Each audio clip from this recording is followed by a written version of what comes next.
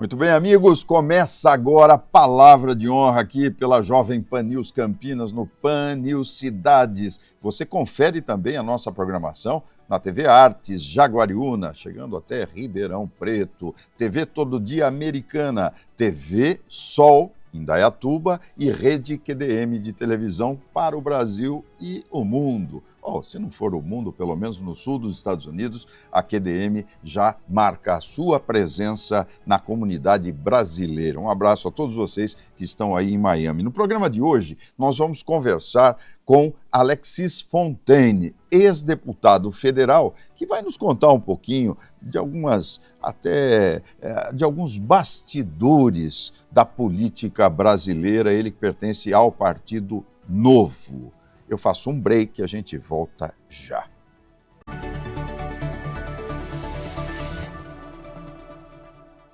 Aqui. Tá.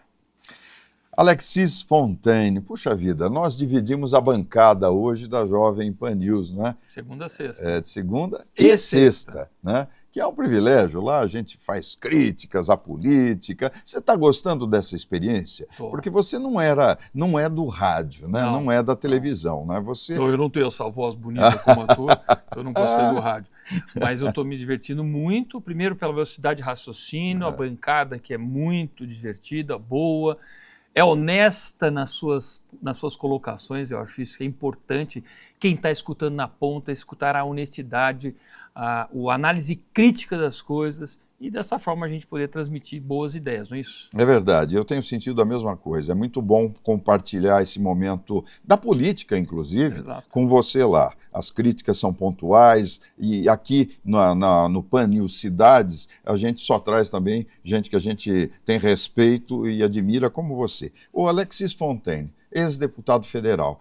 Quem é Alexis Fontaine? Você vem da onde? Você era da política, não era? Como é que você entrou nessa luta, nessa briga? Nunca fui da política. Eu nasci em Campinas, sou um campineiro, mas de pais belgas que migraram para o Brasil nos anos 60. Eles tinham Cortume, a curtidora campineira era da nossa família, mas isso acabou sendo perdido com o tempo. Eu me formei engenheiro mecânico em São Bernardo do Campo, e depois de um tempo voltei para Campinas para botar a minha empresa em Sumaré. Então eu sou empreendedor de formação, vamos dizer, de raiz, e montei uma bela empresa, depois acabei vendendo. Eu fui para a política pela indignação do que acontecia e o que acontece ainda no Brasil com a classe política que para mim debocha da população, uma vez que essas pessoas estão no poder, parece que esquecem o que está acontecendo na realidade do Brasil. Então, o que acontecia, eu trabalhava, vamos dizer, empreendedor, você sabe que você trabalha 14, não tem 15 hora. horas. Tem hora, você trabalha e tem que pagar conta, e tem responsabilidade com o funcionário, com o fisco, com o fornecedor e tudo mais. E eu tenho 3 meninos, eu lembro que eu sentava no sofá assim para ligar a televisão, era só corrupção. Pensalão, Petrolão. Daí você tinha que explicar para eles, né? Filho, não olha para isso. Eram menores de idade? Não? Eram menores, mas assim, o sentimento era muito interno meu. Que eu falava, caramba, eu trabalhei tanto, paguei tanto imposto, tudo certinho para acontecer isso com o Brasil. E a gente fica indignado com a pobreza que nunca acaba, a gente fica indignado com a violência que só aumenta, a gente fica indignado com empresas que quebram, a gente fica indignado com o populismo. Então, assim, da indignação para a ação, que é um dos lemas do Partido Novo, falei, eu tenho que fazer alguma coisa pelo Brasil. E aí eu comecei a me envolver mais e eu não tinha rede social na época, eu comecei a fazer alguns vídeos de como era difícil empreender no Brasil. Isso ficou muito famoso, tinha um canal no YouTube de Entenda Como é Difícil Empreender no Brasil, e eu aí acabei transmitindo os meus pensamentos, quem eu era, né, que é conhecido pelas redes sociais. A minha campanha foi muito mais por rede social, e na época era só Facebook e WhatsApp, não tinha Instagram, não tinha X, não tinha nada. Mas eu consegui ser eleito, fui um dos 3 eleitos deputado federal pelo Partido Novo em 2018, né, assumi em 2019, para poder fazer a pauta, e a minha pauta era reforma tributária, era ambiente de negócios, era a questão de diminuir o custo do Brasil competitivo, aquele Brasil que gera emprego. Eu sempre falei, o Brasil tem que parar de atrapalhar quem quer trabalhar, quem quer gerar emprego. Foi aí que eu entrei na política. Deixa eu colocar você no tacho do pasteleiro, vamos dar uma fritada em você aqui. Também se gosta de um pastelzinho de feira, né? Então vamos dar uma fritada. Partido Novo, né? Você é um dos fundadores do Partido Novo. O Partido Novo já teve uma expressão melhor. Me parece que a partir da saída do Amoedo houve uma crise. Como é que você vê o antes e o depois? Como é que essa legenda está hoje prestigiada ou não pela sociedade? Essa legenda, ela começou com ideais muito fortes e ela cresceu na empolgação da população. Eu falo que é a única legenda, Thanos, que nasceu da geração espontânea da sociedade indignada. As pessoas, eu não aguento mais outros partidos, eu não aguento mais essa política. Apareceu um partido novo que fala em liberalismo, que fala em não usar dinheiro público, fala uma série de coisas e eu me sentia representado dentro do Partido Novo. Entramos. E o João Amoedo foi um dos que financiou isso. Mas eu entrei, nem existia partido ainda, eu ajudei a criar, fazer palestras e tudo mais, tal, pegar assinaturas. Então entramos no partido, o Partido Novo se tornou um partido de fato. A partir disso, teve a primeira eleição, fizemos 4 vereadores. Na segunda, a gente realmente mandou muito bem. Nós fizemos de cara 8 federais, fizemos 24 estaduais, para um partido que não tinha nem 4 anos. Inexpressivo. Era uma coisa maravilhosa. E com um discurso que, inclusive, impunha respeito em Brasília. Foi a onda bolsonarista, Alexis? Também foi, porque havia dentro das pautas... O liberalismo não se falava, e Paulo Guedes veio com essas ideias, Roberto Campos Neto, era a turma do Instituto de Estudos Empresariais, o IE do Rio Grande do Sul, do IFL, do Salim Matar. Então havia todo um movimento liberal, que, fala a verdade, o Jair Bolsonaro não entendia muito disso, não. O pessoal trouxe, falou, a conversa é essa, e aí a gente traz esse pacote todo.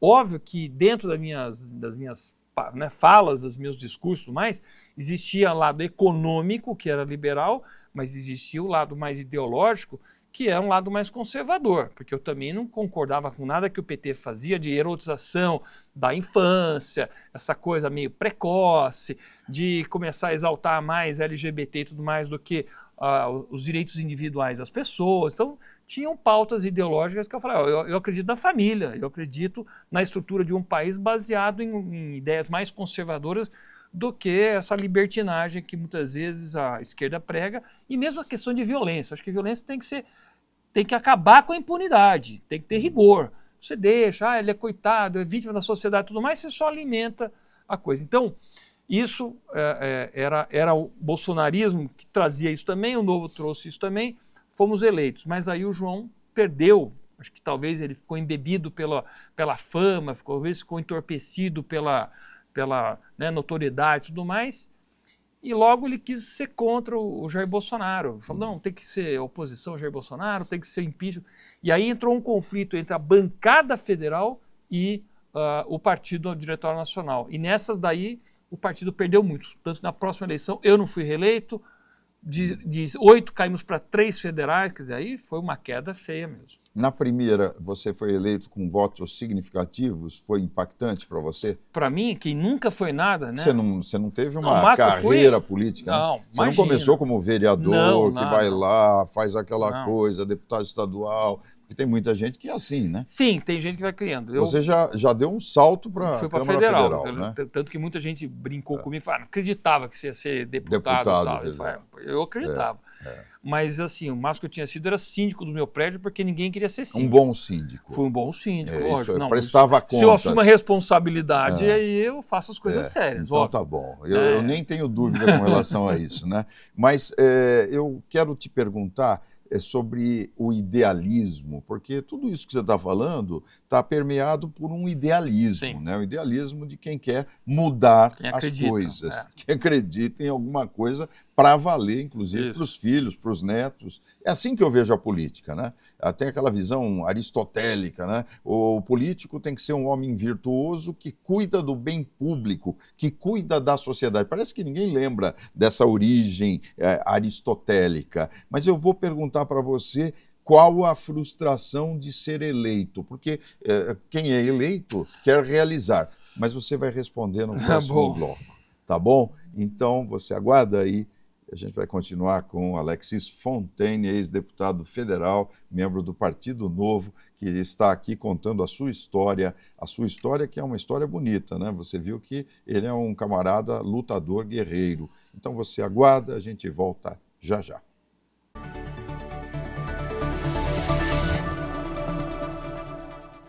PHS Samaritano Saúde é o plano de saúde ideal para você, sua família ou empresa. Com mais de 2.300 médicos credenciados e uma ampla rede hospitalar. Oferecemos centros clínicos, exames, internação, maternidade, UTIs, medicina preventiva e telemedicina. Se ética, excelência e humanização é tudo que a sua saúde e de quem mais importa merece, você já sabe onde encontrar. PHS Samaritano Saúde, nós cuidamos de você. Na Unifage, você não só estuda, você vive a experiência de ser protagonista da sua história. Com aulas práticas desde o primeiro dia e uma infraestrutura de ponta, o aprendizado aqui vai muito além da sala de aula. Tecnologia, inovação e um time de mestres que inspiram. Com ensino por competência, conexões globais e certificações intermediárias, a Unifage te prepara para o mundo real. Unifage, mais que educação, uma jornada transformadora.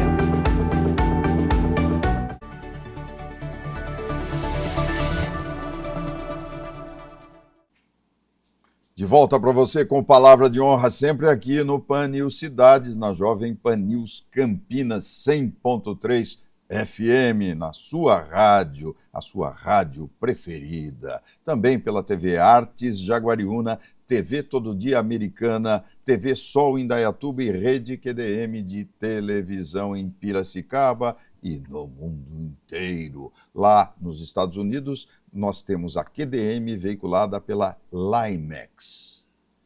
No programa de hoje, Alexis Fontaine, que é... Você é parente do artista La Fontaine? Não? Mas parece, né? É sonoro.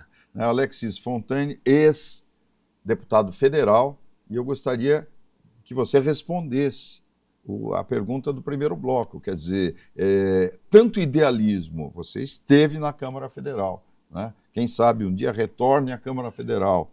Eu quero saber a frustração do mundo do ideal para o mundo do fato. Então, aí a pergunta é muito boa, Thanos, porque como empresário e empreendedor, você planeja, você executa, você realiza e depende de você. Quando você entra na Câmara dos Deputados, são 513 deputados, uma representação do povo brasileiro. E tem de tudo, absolutamente de tudo. Né?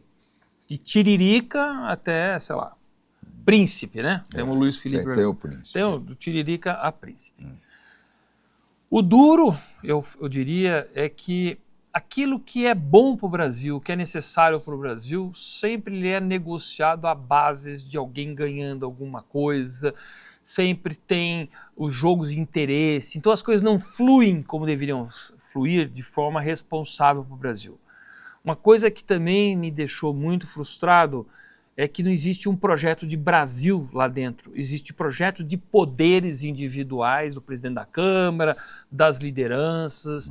Então, mesmo que um projeto seja muito bom, ele pode não prosperar. E um projeto populista muito ruim pode prosperar de forma muito rápida para dar, nós chamamos de créditos eleitorais, para dar bônus eleitorais para quem está sendo eleito. Então, por exemplo, esse ano 2026 é um ano perigosíssimo para legislar no Brasil. Porque a turma vai puxar tudo que é populismo para dizer, olha, eu dei isso de graça, eu dei aquilo de graça, agora ninguém mais precisa trabalhar, todo mundo... E não existe Brasil, um país que para de pé desse jeito. Então são essas coisas que cansa, frustra, mas o que acontece?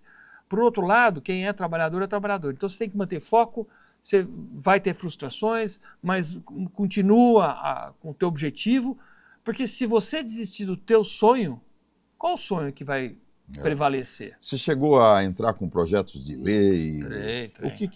O que te chamava a atenção na época? Então, Quais os temas? Tem duas coisas que todo mundo que está escutando que a gente tem que entender.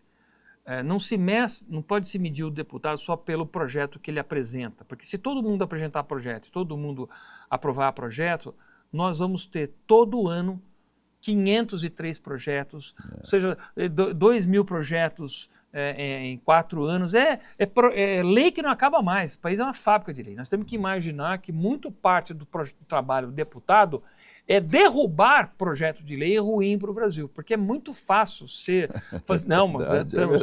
Parece, mas é o seguinte, você não tem ideia a quantidade de projeto para agradar uma categoria. Sim. temos que agora obrigar a todo mundo a pintar a parede de branco para poder ajudar as fábricas de tinta branca. Agora todo mundo tem que... Esse tipo de bobagem que aparece direto lá. Então a gente tem que estar nas comissões derrubando muito o projeto. Você não vai passar isso, vai passar aquilo, explicar as coisas.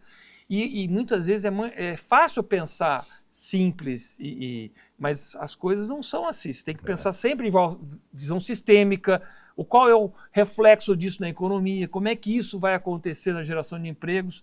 E aí era minha função ter essa visão de Brasil, visão mais ampla e visão de empresário, quem consegue enxergar as coisas maiores.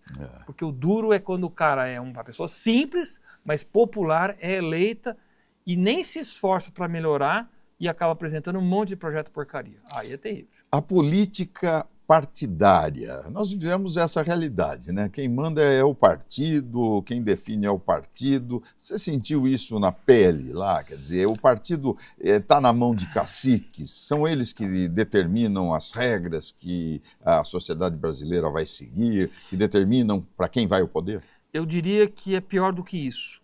Se os partidos tivessem ideologias claras e elas fossem a base de qualquer partido, eu não teria problema muito com isso. Então, assim, o partido é vermelho, então quem quer vermelho entra no partido vermelho. O partido é laranja, quem gosta de laranja entra no laranja, azul, verde. Mas a verdade é que são pouquíssimos partidos que têm ideologia de fato. O Novo é um, por incrível que pareça, o PSOL é outro, e os outros, mesmo o PT, o negócio deles é estar com o poder na mão. É de alguma forma conseguir mais deputado, para conseguir mais emendas parlamentares, para conseguir mais fundos eleitoral, fundo de partido, é o dinheiro, e esse dinheiro está cada vez maior. Então, o que nós observamos é que os caciques, eles querem partidos e agarram nesses partidos, porque isso dá muito dinheiro e muito poder.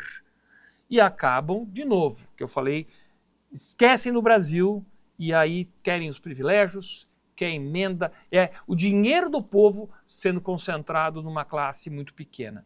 E aí a verdade é que o Partido Novo não é convidado para nenhuma festa, né, antes de falar, mesmo porque a gente não aceitaria isso. Então, dessas emendas, os orçamentos, mas a gente é muito chama a mosca na sopa dessa turma aí. E é por isso que nós temos que ter mais mosca em sopa e daqui a pouco a gente troca essa sopa.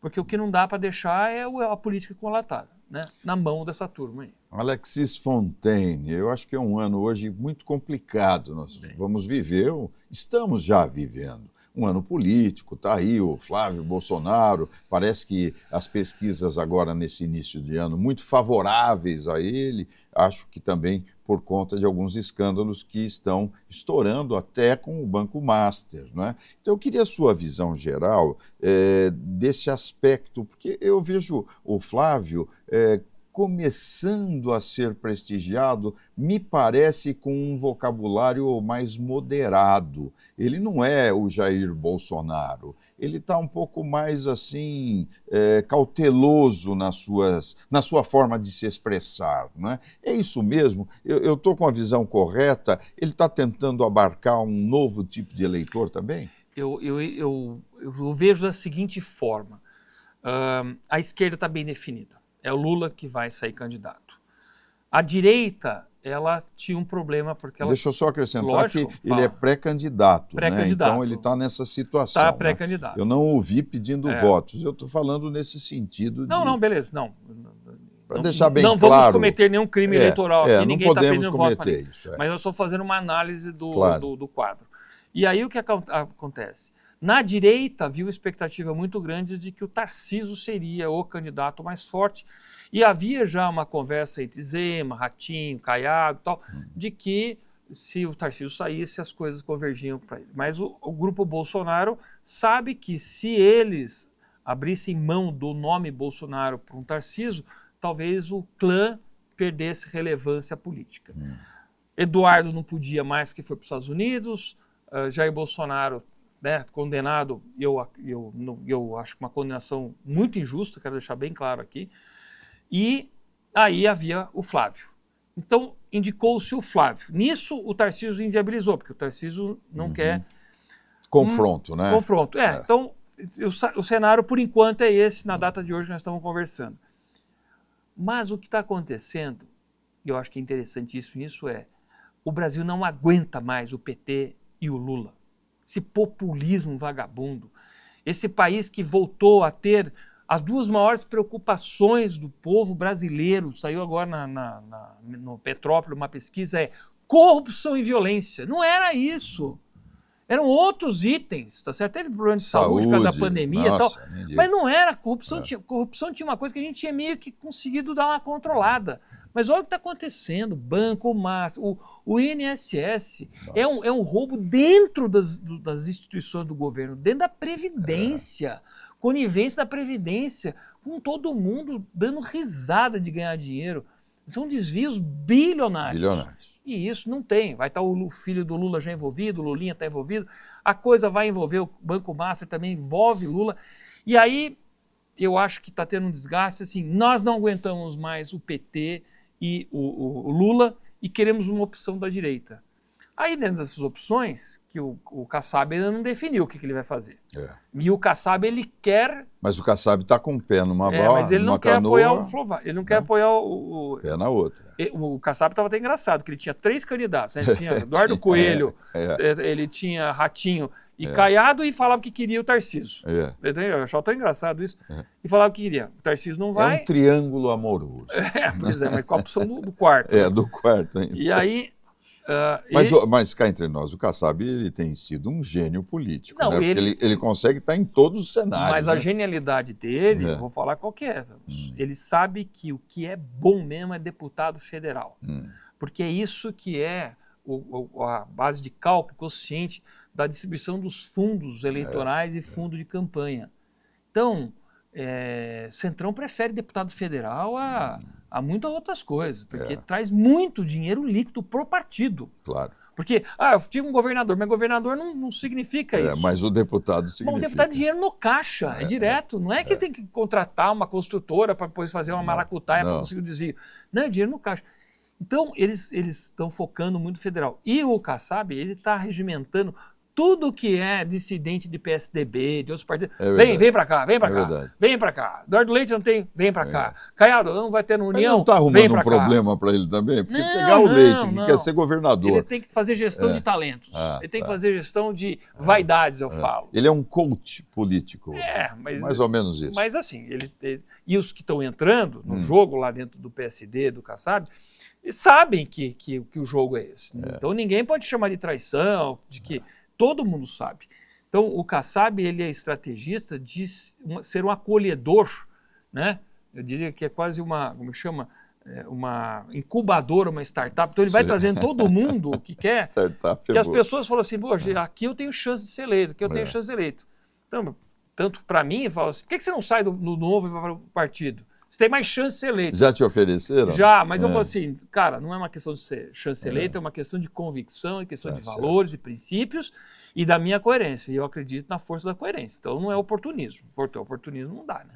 Na minha opinião, não dá. Vamos ver o que vai acontecer. Vai ser um ano, um pinga-fogo para trás do outro. Mas a direita precisa definir. E a esquerda tem um problema também. Porque sem Lula... Fica acéfala. O dia que o cachorro velho for embora, o que acontece com o canil lá? Briga. Aquilo vai dar uma briga. Tem que usar a frase lá do Flávio, né? O Opala. O dia que o Opala engasopar, já foi. Né? Esse é o problema. Esse é o ponto.